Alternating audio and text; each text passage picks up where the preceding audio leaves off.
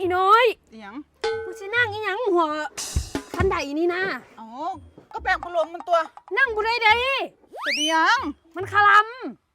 คือลาเมียง ำว้าผู้เฒ่าผู้แก่เพิ่นว่ามันคลำนั่งหัวบักคันใดน่ะ อ้าวมันเป็นอย่างสั่น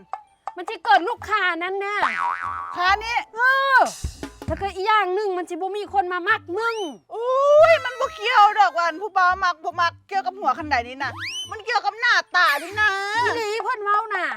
อุ้ยหาว่าเนี่ยแสงนี่ อีหยัง เดี๋ยวนี้นะทันสมัยแล้วแสง2025แล้ว คนเฮานะมองกันที่หน้าตาแสงเท่านั้นหน้าขาวหน้ามีออร่านี่ผู้ใดก็มากแล้วแหละ มันไม่ได้เกี่ยวดอกกับหัวคันใดนี่นะ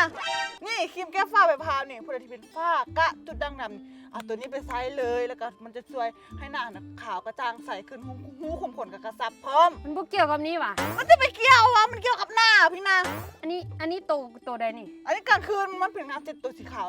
ฟ้าตัวสีขาวจะเป็นกลางเว้นอันนี้หันจะกลางคืนงานสูตรงานเสร็จโอ้มันจะไปเกี่ยวกับหัวคันใด อันนี้มาทดลองติ ผู้ใดที่ว่ามีงบหน่อยนี่ก็เอาตัวนี้เอาไปใช้มีน เอาไปทดลองติ มันบ่เกี่ยวกับหัวคันใดหรอกแต่ว่าสั้นคนสมัยตะกี้เขาก็บ่มีผัวมีลูกกันเราดอก ก็อ้ายมึงบอกกูเนาะ อันนั้นก็คลำ